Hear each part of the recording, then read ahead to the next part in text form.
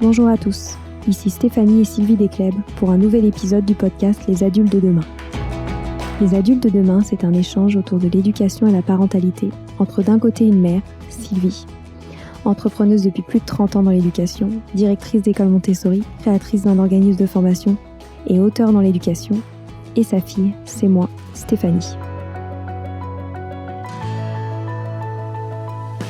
Toutes les semaines, nous invitons des experts, des personnalités remarquables ou de simples passionnés qui partagent avec nous la même envie d'offrir le meilleur aux enfants. Car comme le disait si bien Maria Montessori, l'enfant est l'avenir de l'homme. Et nous souhaitons donc vous donner des pistes de réflexion et de potentielles réponses pour offrir aux enfants le plus bel avenir. Alors si vous êtes jeunes adultes, parents, futurs parents, grands-parents, professeurs ou simples passionnés de l'éducation, ce podcast est fait pour vous. Pour suivre toute notre actualité ou échanger avec nous, n'oubliez pas de nous suivre sur notre compte Instagram Les Adultes de Demain ou sur notre blog lesadultesdedemain.com.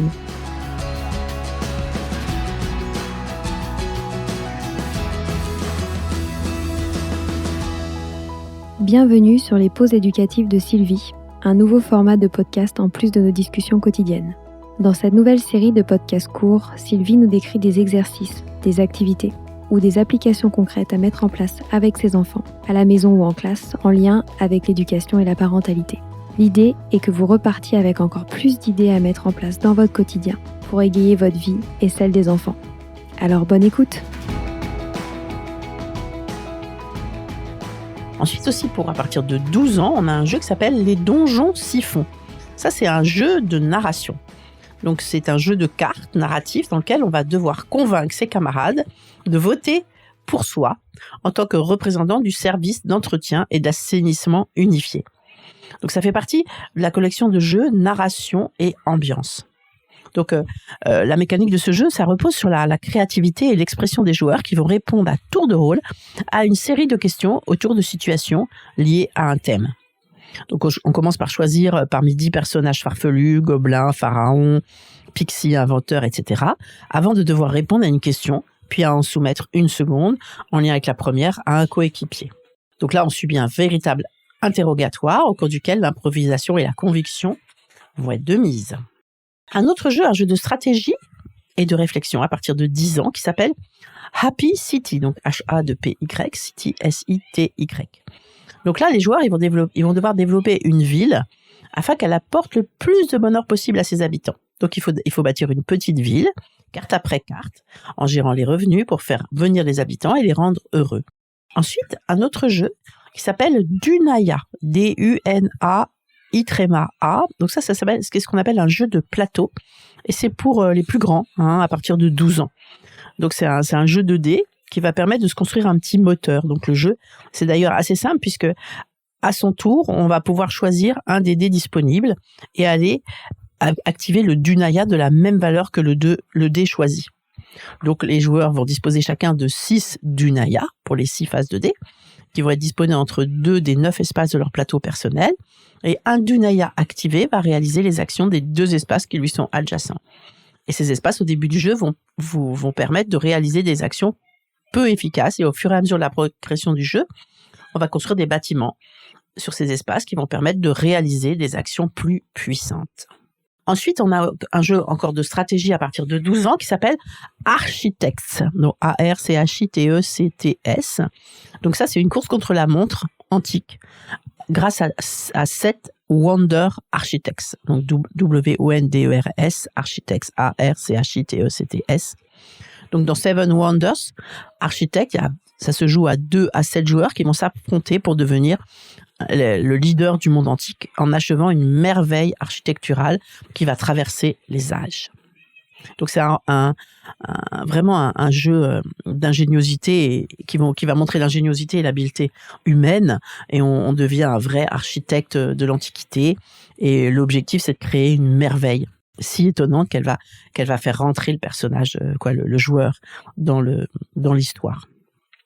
Ensuite, il y a un jeu de gestion qui est assez simple, qui est stratégique, qui est pour les plus de 10 ans, qui s'appelle les bâtisseurs du Moyen-Âge. Donc chaque joueur va recevoir 10 écus et un ouvrier. Et à chacun son tour, chaque joueur va disposer de 3 actions gratuites auxquelles il va pouvoir ajouter des actions payantes. Donc les actions, elles vont permettre d'ouvrir un chantier, de recruter un ouvrier, d'envoyer travailler un ouvrier et de prendre des écus. Et lorsque on a la somme des différentes ressources de tous les ouvriers posés sur un chantier est atteinte ou dépasse les besoins du bâtiment, celui-ci est terminé. Et les ouvriers qui y travaillent sont à nouveau disponibles pour le joueur qui prend dans la réserve le nombre d'écus indiqués sur le bâtiment. Et ainsi, les points de victoire vont s'accumuler grâce au bâtiment et aux machines terminées. Donc, il faut optimiser les compétences de ces ouvriers pour bâtir le plus possible.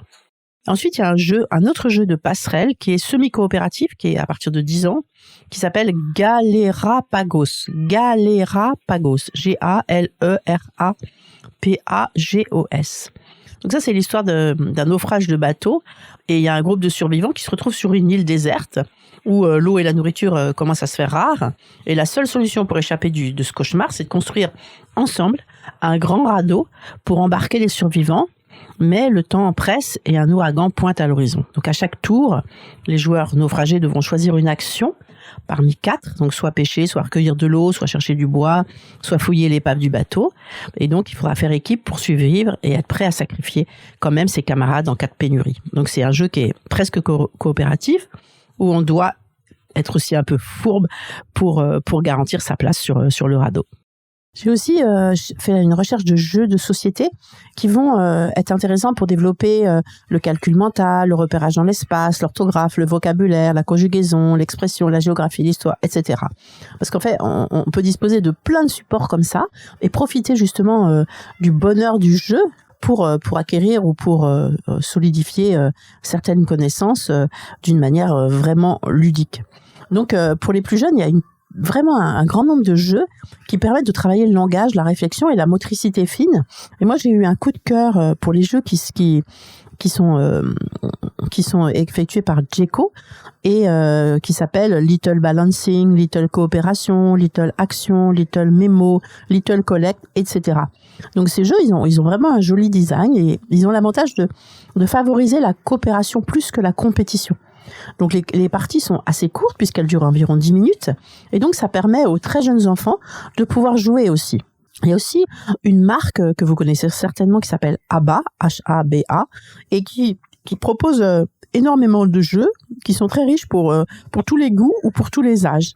Donc il y a un graphisme et une qualité de jeu qui est vraiment irréprochable et vous trouverez vraiment des jeux où les enfants d'une même fratrie, donc même avec quelques années d'écart, vont pouvoir avoir du plaisir à jouer ensemble. Donc par exemple, il y a le jeu du verger, le jeu du marché. Et ça, c'est que des exemples. Et vraiment, vous trouverez des jeux sur cette marque Haba. Donc un autre jeu qui peut être joué avec des enfants d'âge différents, c'est les dés à histoire. Donc là, avec ce jeu-là, c'est le langage qu'on va travailler. Donc le principe, c'est simple. On a un ou des dés avec des facettes qui proposent des images et des actions.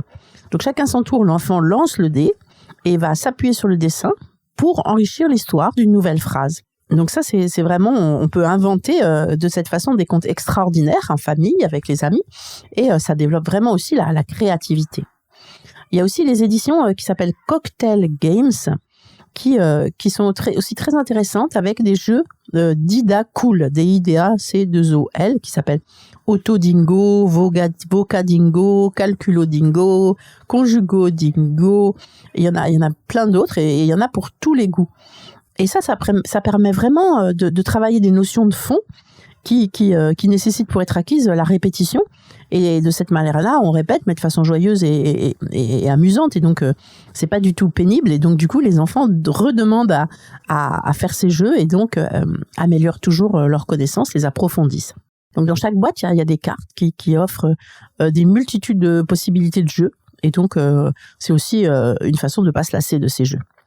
Et dans ce même genre de jeu, il y a Cats Family, donc CATSFAMILY, qui propose aussi des jeux qui font travailler les notions de français et de mathématiques. Donc les enfants, du coup, comme ils jouent, ils sont heureux de partager un moment de qualité, ils ont pas d'a priori de faire ces matières-là, ils sont contents. Et très facilement, ils vont travailler leur table de multiplication, d'addition, ainsi aussi les classes grammaticales, les fonctions des mots. Et ça rentre dans leur tête sans qu'on ait besoin de rabâcher, sans qu'ils aient besoin d'apprendre par cœur, mais juste en s'amusant. Alors après, pour travailler sur la culture, il y a aussi un grand choix de jeux. Donc moi, j'ai sélectionné, comme j'aime bien, qu'ils apprennent le monde, un tour d'Europe grâce à un très beau puzzle qui s'appelle Voyage, découvre, explore l'Europe chez Sassy, S-A-2-S-I, qui a aussi un plus et qui contient un livret de 48 pages avec une petite description de chaque pays. Donc ainsi, comme ça, l'enfant, il va être sensibilisé au nom du pays, au drapeau, etc. Et qu'on peut compléter avec le jeu de chez ABBA qui s'appelle Les pays d'Europe. Et comme ça, assez rapidement, les enfants vont bien connaître tout, juste en jouant, la géographie de l'Europe, les pays, les capitales, les drapeaux. Donc c'est vraiment un jeu très sympa. Après, pour parler un peu histoire, il y a des jeux de cette famille, ou même plus de cette famille, qui vont permettre d'aborder les grands personnages de l'histoire de France. Donc nous, on a beaucoup aimé le jeu Roi et Reine de France aux éditions Quelle Histoire. Donc Q-E-2-L-E, Histoire. Après, il y a aussi toujours les puzzles, j'en ai déjà parlé, mais il y a 2 puzzles qui sont vraiment très bien. Le premier, c'est aux éditions Sassy, toujours, qui comme celui de l'Europe, il contient un livre qui présente les grandes civilisations. Donc le deuxième qu'on a bien aimé, c'est chez Vilac, V-I-L-A-C, qui en fait se compose de 4 puzzles de 100 pièces et qui constitue une magnifique frise de la préhistoire au temps moderne. Donc il faut vraiment prendre le temps de faire ces puzzles ensemble. C'est vraiment un bonheur de faire les puzzles ensemble. Et puis c'est fait sur plusieurs jours. On continue. Quand on a un petit moment, on va poser une pièce ou une autre.